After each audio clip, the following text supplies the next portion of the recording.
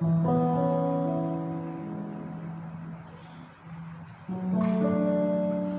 Tuhan. Shalom Bapak Ibu Saudaraku yang dikasihi Tuhan. Malam hari ini kita bersyukur karena kita terus boleh merasakan kebaikan dan kemurahan Tuhan dalam kehidupan kita. Malam hari ini saat ini kita boleh mengambil waktu di tempat kita masing-masing menaikkan pujian dan syukur kita kepada Tuhan. Oleh karena kebaikan dan pengorbanannya bagi setiap kita. Terima kasih Tuhan Yesus, terima kasih.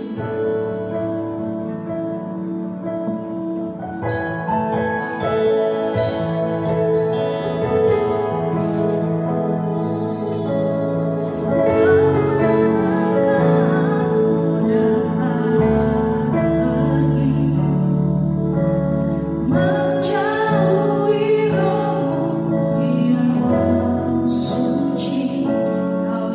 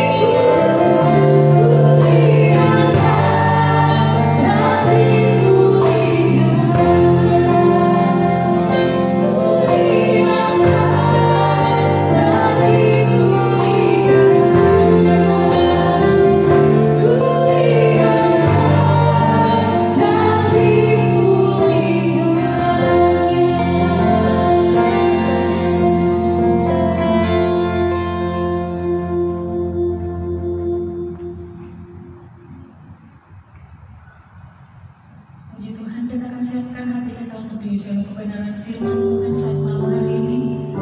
Bapak Ibu Saudara, kau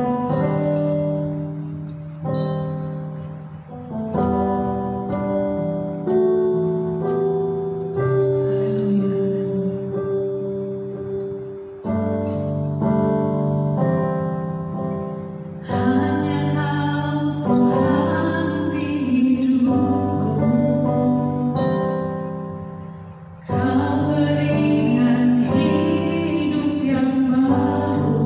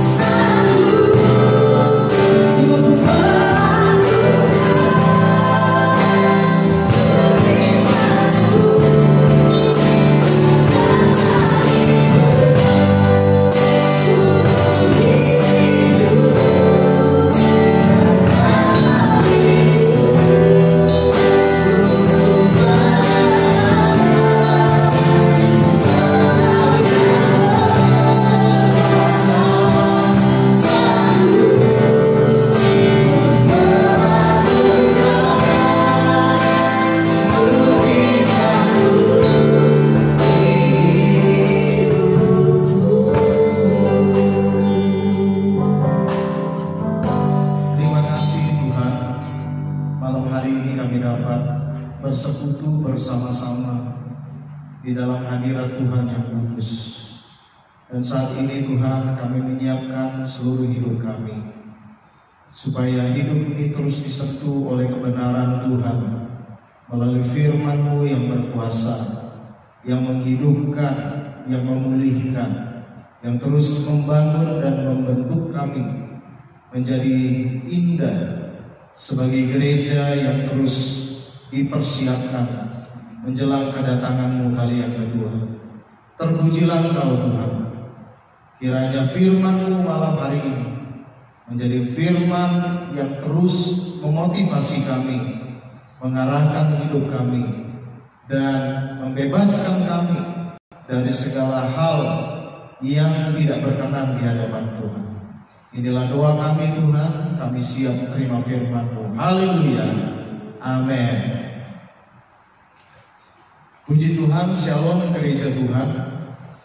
Malam hari ini dalam rangkaian ibadah kita yang akan disiarkan secara online, saya akan membahas tentang satu peristiwa dalam pelayanan Nabi Elisa. Sewaktu dia bertemu dengan seorang janda dari sesama pelayan hamba Tuhan, janda seorang nabi juga yang terjebak dalam satu kehidupan yang penuh dengan tekanan karena begitu banyak hutang. Kita buka Alkitab kita dalam 2 Raja-Raja pasal yang keempat, ayat yang pertama sampai ayat yang ke-7. Saya bacakan firman Tuhan. Salah seorang dari istri-istri para nabi mengadukan halnya kepada Elisa sambil berseru, "Hambamu suamiku sudah mati, dan engkau ini tahu bahwa hambamu itu takut akan Tuhan. Tetapi sekarang penagih hutang sudah datang untuk mengambil kedua orang anakku menjadi budaknya." Jawab Elisa kepadanya, "Apakah yang dapat kuperbuat bagimu? Beritahukanlah kepadaku apa-apa yang kau punya di rumah." Berkatalah perempuan itu, "Hambamu ini tidak punya sesuatu apapun di rumah kecuali sebuah buli-buli berisi minyak." Lalu berkatalah Elisa, "Pergilah, mintalah bejana-bejana dari luar, daripada segala tetanggamu, bejana-bejana kosong, tetapi jangan terlalu sedikit. Kemudian masuklah, tutuplah pintu sesudah engkau dan anak-anakmu masuk. Lalu tuanglah minyak itu ke dalam segala bejana. Mana yang penuh, angkatlah. Pergilah perempuan itu daripadanya, ditutupnyalah pintu sesudah ia dan anak-anaknya masuk. Dan anak-anaknya mendekatkan bejana-bejana kepadanya, sedang ia terus menuangnya. Kemudian bejana-bejana itu sudah penuh. Berkatalah perempuan itu kepada anaknya, dekatkanlah kepadaku sebuah bejana lagi. Tetapi jawabnya kepada ibunya, tidak ada lagi bejana. Lalu berhentilah minyak itu mengalir. Kemudian pergilah perempuan itu memberitahukan kepada abdi Allah, dan orang itu berkata, pergilah, jualah minyak itu, bayarlah hutangmu, dan hiduplah dari lebihnya, engkau serta anak-anakmu. Puji Tuhan. Gereja yang dikasihi Tuhan, mungkin keadaan kita sama seperti apa yang dialami oleh janda ini. Kehilangan sumber. Dia kehilangan suami yang menjadi sumber dari pusat dari keluarga itu. Dia jadi janda yang harus berjuang untuk membesarkan anak-anaknya seorang diri. Dan kita tahu bahwa keadaan yang terus menekan terkadang mengarahkan orang pada hal-hal yang justru semakin menjerat. Saya percaya Bapak Ibu Saudara gereja Tuhan, hikmat itu muncul dari dalam tekanan. Tuhan sewaktu hendak menjadikan kebijaksanaan itu tumbuh, Dia pasti memberikan satu hal yang konstan, yaitu tekanan, masalah, tantangan yang terus-menerus dalam hidup seseorang. Sebab hikmat itu lahir dari satu pengalaman hidup untuk bisa mengatasi sesuatu. Bapak Ibu Saudara gereja Tuhan, keadaan sekarang pun seperti itu. Banyak dari kita mulai kehilangan sumber. Ada yang kehilangan pekerjaan, dirumahkan, atau bahkan mungkin sudah secara belak-belakan dipecat dari perusahaan karena begitu banyak pengurangan saat ini. Mungkin juga sudah mulai para pebisnis, pedagang kehilangan juga pasar mereka, karena orang saat ini lebih memikirkan hal-hal yang menjadi pokok dan tidak terlalu lagi mengejar hal-hal yang kebutuhan-kebutuhan yang lebih dari sekedar kebutuhan pokok. Dan apa yang selama ini kita perjuangkan, apa yang kita tahu, kemudian kita semua kehilangan pengetahuan kita. Gelar kita mungkin cuma sampai ijazah, apa yang kita tahu sebagai pengalaman mungkin cuma sampai tahun ini, lalu kita nggak tahu lagi sampai tahun berikutnya apakah pengalaman yang selama ini kita pertahankan, hal-hal yang menjadi strategi kehidupan selama ini kita pertahankan, ternyata itu tidak bisa berlaku lagi saat ini. Ada banyak hal yang terjadi saat ini gereja yang dikasihi Tuhan, dan saya percaya ini lebih dari sekedar masker atau minum vitamin yang cukup untuk melawan virus, atau pakai sarung tangan, atau ikuti anjuran pemerintah dan sebagainya. Ada banyak goncangan yang menyentuh secara psikologi ketimbang daripada hal-hal yang lahiriah, fisik yang kita alami sekarang. Dan gereja yang dikasihi Tuhan, ini adalah saat yang saya bisa katakan mungkin tidak ada drama lagi dalam hidup ini. Kita mulai dibawa pada tantangan, pada pikiran-pikiran terdalam kita. Orang mulai masuk dalam masa isolasi. Apa pikiran kita selama ini yang kita pikirkan? Kita mungkin mikirin sudah tindakan selama ini. Apa yang sudah saya bangun selama ini sebenarnya? Apa yang saya kejar sebagai prioritas selama ini sebenarnya? Dan kita sekarang dibawa masuk ke dalam satu situasi yang saya katakan tadi tanpa drama. Kita dihadapkan kepada pikiran-pikiran terdalam kita sendiri.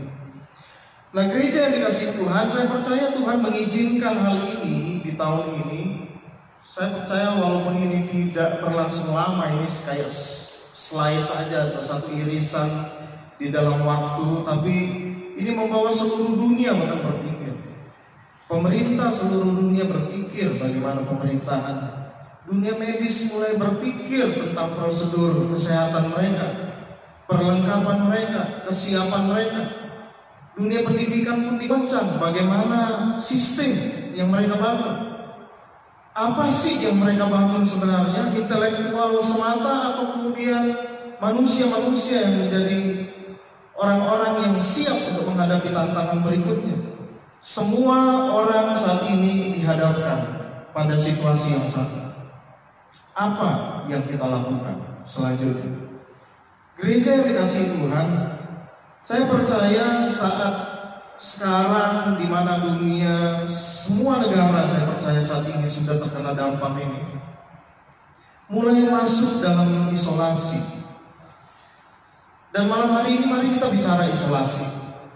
Sebab janda ini pun dibawa, dituntun melalui hamba Tuhan yang namanya Nabi Elisa untuk mereka masuk dalam isolasi.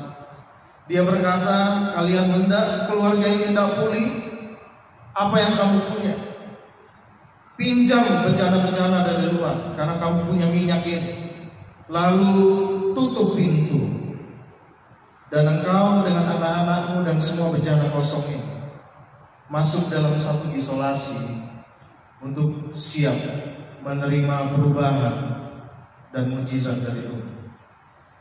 Ada dua hal yang saya mau bagi gereja yang dikasihi Tuhan. Yang pertama adalah kita bisa lihat di ayat pasal 4 dari 2 Raja-Raja ini, ayat yang pertama. Salah seorang dari istri-istri para nabi mengadukan halnya kepada Elisa sambil berseru, berteriak. Itu bukan sebuah perbincangan pribadi. Itu adalah sebuah teriakan di mana semua orang bisa dengar.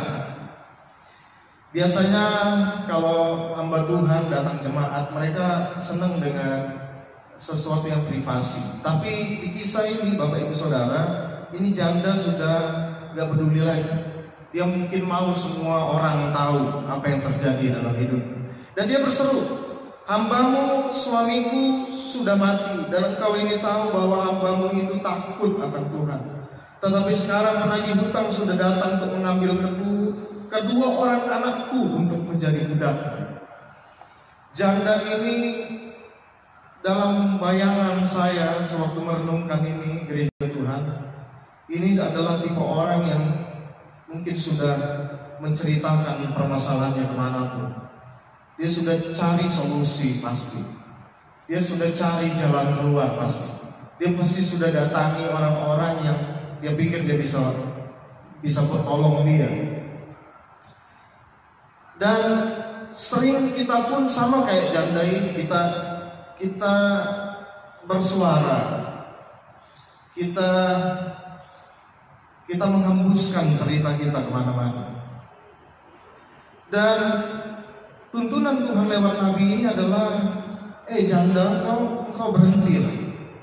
Kau berhenti terlalu banyak ngomong. Sekarang tutup pintumu, berkumpul bersama anak-anakmu, dan melakukan dan taat apa yang firman Tuhan sudah datang dalam hidup. Gereja yang dikasihi Tuhan, saya percaya hal pertama yang kita mau gali dalam isolasi ini adalah supaya ada arah Tuhan mulai masuk dalam hidup ini. Nabi Elisa berkata, janda, apa yang kau punya di rumah? Apa yang kau miliki di rumah? Dan janda itu bilang, gak banyak. Aku gak punya apa-apa, cuman minyak ini yang sedikit ini. Dan Tuhan hendak mengarahkan janda ini yang tadinya begitu banyak bercerita, sehingga banyak orang tahu tentang masalahnya, kemudian melihat satu arah, bukan dari luar rumahnya, tapi justru dari apa yang dia miliki, yang baginya begitu kecil, begitu sedikit. Sebab yang sedikit ini mau Tuhan beri arah. Dalam Zakaria pasal yang keempat, Bapak Ibu Saudara, ayat yang ke-6 sampai ayat yang ke-10, itu bercerita tentang satu tokoh namanya Zerubabel, seorang keturunan Raja Yehuda yang Tuhan tunjuk.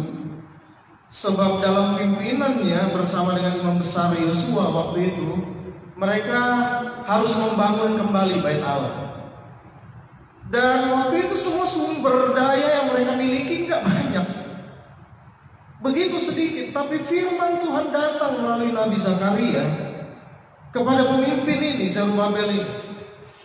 Dan firman Tuhan berkata bahwa kalau mata Tuhan sudah melihat seseorang, Tuhan sudah berkenan, Tuhan mengutus hidup seseorang, Tuhan memilihnya.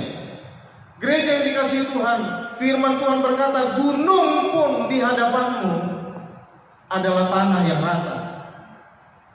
Dan Zerubabel, apa yang kau sentuh, itulah yang akan menjadi sebuah batu, yang menjadi batu penjuru, batu pilihan. Sebab bukan oleh kuat dan kuasa, tapi oleh Rohku. Itu firman Tuhan, Bapak Ibu Saudara. Jangan remehkan permulaan dari hal-hal yang kecil dan sederhana. Saya percaya masuk dalam masa isolasi ini kita mulai ada dalam keluarga. Kita nggak banyak ketemu orang. Kita lihat anak-anak kita lihat papa mama kita lihat suami, kita lihat istri kita lihat orang-orang yang tinggal bersama-sama kita selama ini. Dan Tuhan sama seperti janda ini hendak memperlihatkan di masa yang sukar ini apa yang kita punya di rumah. Ada sesuatu yang perlu arah dari Tuhan, Bapak Ibu Saudara. Cara kita berdoa, cara kita menyembah Tuhan, cara kita bertutur kata, cara kita bersikap, cara kita bangun, cara kita duduk, cara kita berbaring, cara kita membersihkan diri ini, semua saya percaya ini masuk dalam satu arah dari Tuhan. Sebab Tuhan hendak menyiapkan kita sebagai gereja Tuhan, khususnya sidang jemaat Hosana, untuk siap dalam sebuah panggilan gereja yang sempurna kelak. So, saya percaya Tuhan mau datang sebentar lagi, Bapak Ibu Saudara. Ya, datang sebentar lagi. Dan ini saatnya kita mulai melihat hal-hal yang selama ini kita pikir sederhana, kita pikir kecil, tidak begitu signifikan, tidak masuk perhitungan untuk sebuah perubahan dalam hidup. Tapi Tuhan mau semua masuk dalam arahan Tuhan. Saya bayangkan bicara tentang isolasi Bapak Ibu Saudara, ya, pengarahan sama kayak astronom sebelum dia keluar angkasa, mereka diisolasi dulu. Mereka membiasakan diri untuk makan makanan khusus, lalu kemudian membiasakan diri untuk berada dalam gravitasi yang sangat rendah, ya. Mereka berlatih dalam air, menyelam dan sebagai macam Bapak Ibu Saudara. Bagaimana mereka nanti begitu ada di luar angkasa dalam kurun waktu yang lama, mereka nggak kagok, mereka nggak kaget, baik fisik ini maupun kejiwaan ini. Sebab secara psikologi bicara tentang isolasi bukan cuma fisik saja ya yang terpisah, tapi sebenarnya isolasi ada maksud dalam kejiwaan, lebih punya dampak dari sekedar yang fisik, Bapak Ibu Saudara. Ini bicara tentang kesiapan.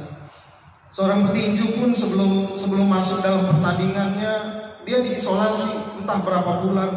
Lihat video musuhnya itu gimana cara bertandingnya, kebiasaannya, langkahnya, ritmenya, bagaimana dia ada di arena itu, mana kelemahannya dan sebagainya. Dan itu berkonsentrasi untuk siap dengan hal yang di depan, yang baru. Bicara tentang isolasi di dunia kriminalitas juga, narapidana masuk penjara itu juga isolasi. Isolasi tujuannya bukan untuk menyiksa mereka supaya mereka bertobat karena siksaan fisik, bukan. Saya percaya penjara bukan bicara soal penyiksaan fisik.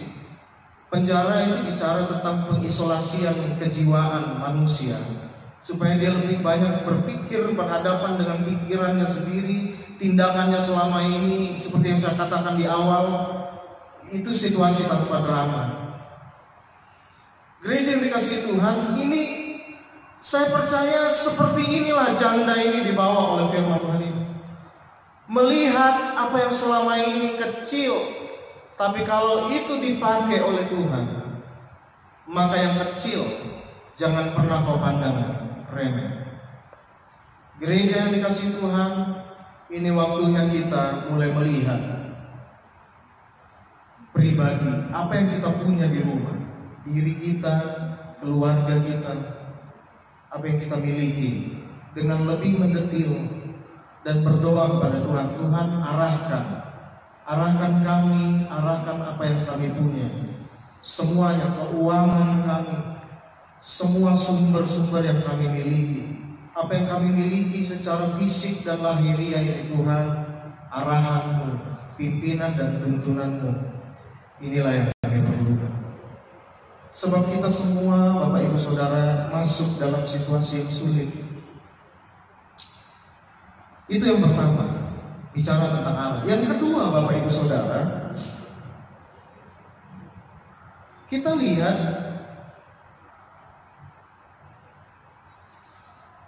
yang terakhir, ayat yang ke-7. Kemudian pergilah perempuan itu memberitahukan kepada abdi Allah dan orang ini berkata, pergilah, jualah minyak itu, bayarlah hutangmu dan hiduplah dari lebihnya engkau serta anak-anak. Ayat 7 ini bicara tentang satu titik balik bagi keluarga itu. Saya katakan di awal, ini janda banyak cerita, banyak berseru, banyak orang tahu masalahnya. Tapi kemudian di akhir kisah ini yang menarik, dia nggak cerita kemana-mana, dia justru cerita lebih dahulu kepada hamba Tuhan ini, yaitu Elisa. Saya percaya ada satu perubahan, Bapak Ibu Saudara. Yang kedua, saya percaya isolasi akan menghasilkan kerendahan hati dalam hidup seseorang. Sebab banyak kali Bapak Ibu Saudara kita selalu cerita tentang cerita kita. Orang mungkin gak banyak senang kumpul dengan kita karena kita selalu ceritakan hal yang sama. Kepahitan yang sama, rasa tidak suka yang sama, hal yang sama. Yang sering saya bilang kayak lingkungan toksik, lingkungan penuh racun. Sama kayak satu kumpulan, ada cemooh, ada segala macam di sana Bapak Ibu Saudara. Dan di masa isolasi, saat Tuhan suruh janda ini tutup pintu itu rapat-rapat, kumpul dengan anak-anakmu dan lakukan firman ini, maka situasi itu menghasilkan kerendahan hati bagi keluarga itu. Dan mereka, saya percaya, ganti cerita. Saya percaya kisah ini mengajarkan kita untuk mulai mengganti cerita kita. Selama ini mungkin kita selalu ngomong tentang hal yang gak baik Bapak Ibu Saudara. Gak baik tentang suami, gak baik tentang istri, gak baik tentang anak-anak kita. Tapi saat kita diisolasi, kita lihat anak-anak kita lihat istri suami kita mulai lihat mereka sebagaimana Tuhan menuntut. Saya percaya kisah yang baru akan lahir. Satu cerita, bukan lagi cerita dulu, tapi cerita sekarang. Sebab Tuhan terlibat di sini. Saya percaya masa-masa isolasi harusnya menjadi masa-masa di mana perspektif hidup dari tiap keluarga berubah. Apa yang selama ini jadi prioritas keluarga mulai berubah. Mereka mulai melihat bahwa Tuhan adalah hal yang penting dan utama. Gereja yang dikasihi Tuhan, jangan sampai selepas dari masa-masa sukar sekarang. Di depan mungkin virus akan hilang, mungkin akan kembali seperti semula semuanya. Kemudian cerita lama akan terulang lagi. Apakah kita akan terus berada pada lingkungan yang sama lagi dengan cerita yang sama berulang-ulang lagi, atau kemudian kita mulai punya cerita baru karena ada campur tangan Tuhan sekarang di masa-masa kita terisolasi sekarang. Gereja yang dikasihi Tuhan, ini saatnya kita merendahkan hati kita di hadapan Tuhan. Sehingga ada satu kesegaran, ada hal-hal yang baru akan lahir dalam hidup ini. Sama seperti janda ini Bapak Ibu Saudara. Saya nggak bahas tentang mujizatnya. Saya hanya bawa malam hari ini tentang isolasi mereka yang menghasilkan perubahan. Dan dua hal ini saja Bapak Ibu Saudara yang saya mau kita sama-sama resapi malam hari ini, yaitu bagaimana kita menerima arahan dari Tuhan dan bagaimana supaya kita mulai merendahkan hati kita dan izinkan Tuhan memulai satu kisah yang segar, cerita yang baru di tengah-tengah keluarga yang masuk dalam pemulihan demi pemulihan. Tuhan Yesus memberkati kita. Haleluya. Saya percaya kita ada di tangan Tuhan, di hati Tuhan, di pikiran Tuhan. Kita nyanyikan lagu ini Bapak Ibu Saudara, dengan sungguh-sungguh kita masuk dalam penyembahan saat teduh pribadi kita malam hari. Di tempat tidur Bapak Ibu Saudara, di tempat duduk, atau mungkin saat ini satu keluarga berkumpul melihat semuanya bersama-sama. Kita tunduk kepala, kita berdoa. Sebab apa yang sederhana, yang kecil akan terima arahan dari Tuhan. Saya percaya gereja Tuhan, kita pasti terlihat sama seperti janda ini. Tuhan tidak izinkan tragedi hadir dalam hidup. Oleh karena itu tetap percaya. Tutup pintu kita. Ini waktunya kita berkumpul bersama-sama, menerima arahan dari Tuhan. Anak, istri, suami, keluarga, keponakan, keluarga yang tinggal bersama-sama kita, siapapun yang kita tampung, atau mungkin kau merantau di kota ini, terima arahan dari Tuhan. Dan mulailah sebuah cerita yang segar. Jangan ceritakan lagi hal-hal yang sulit. tapi ceritakan hal yang baru. Haleluya. Ku di tanganmu,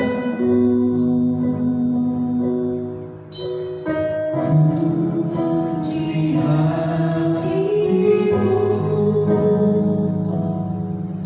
di pikiranmu, di rencanamu, tak pernah sendiri. Amin.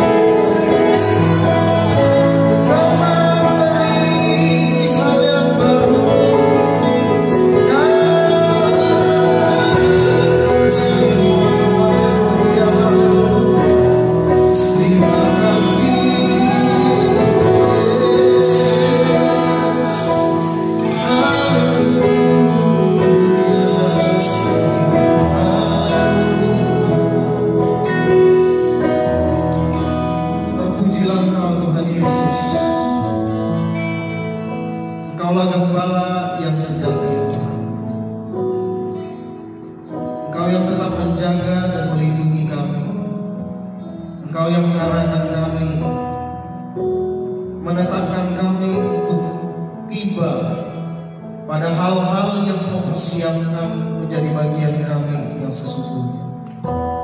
Tolong kami semua Tuhan, keluarga lepas keluarga, pribadi lepas pribadi, untuk dapat melihat dan peka akan tuntunan dan suara Tuhan dalam hidup kami. Kami percaya Tuhan, dalam persekutuan kami dengan Tuhan, semua yang kami kerjakan saat ini tidak ada dalam kesia-siaan. Apa yang kami bangun Tuhan saat ini di tengah-tengah keluarga dalam kehidupan bersama dengan Tuhan akan tumbuh terus, membawa kami semua Tuhan, sekeluarga, pribadi lepas pribadi, masuk dalam kebijaksanaan dari Tuhan, sehingga kelak hidup yang di depan adalah hidup yang lebih yang Tuhan percayakan kepada kami semua. Tuhan, bantu kami untuk melewati masa-masa sukar ini dengan mata yang tetap tertuju kepada Tuhan, dan kami dapat melihat di rumah kami mujizat terjadi, pemulihan terjadi, sumber-sumber kami tidak tertutup dalam nama Yesus. Engkau yang membuka lebih banyak hal baru dalam keluarga kami. Hamba berdoa untuk setiap rumah tangga yang saat ini kehilangan sumber pendapatan dan penghasilan mereka. Tuhan, buka jalan dalam nama Yesus.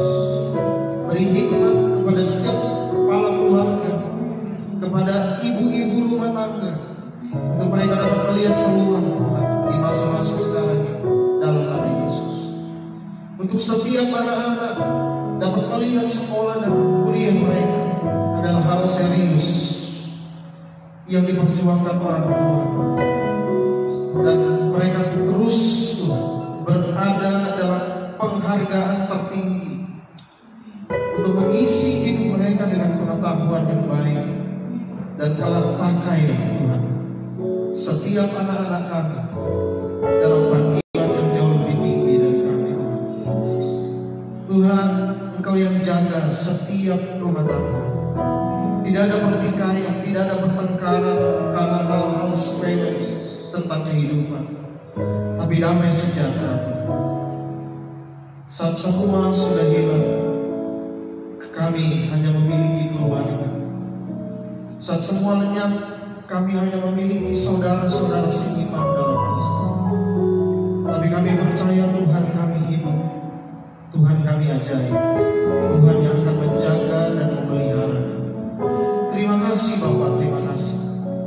Kami percaya selepas dari masa-masa isolasi akan ada banyak kisah segar, kesaksian yang baru lahir, dan kiranya nama-Mu diagungkan, dipermuliakan setiap saat dan setiap hari, karena kami dapat melihat penyertaan Tuhan setiap hari dalam hidup.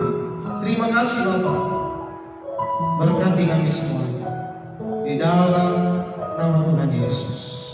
Kami percaya Engkau menyertai kami. Haleluya. Amin. Puji Tuhan.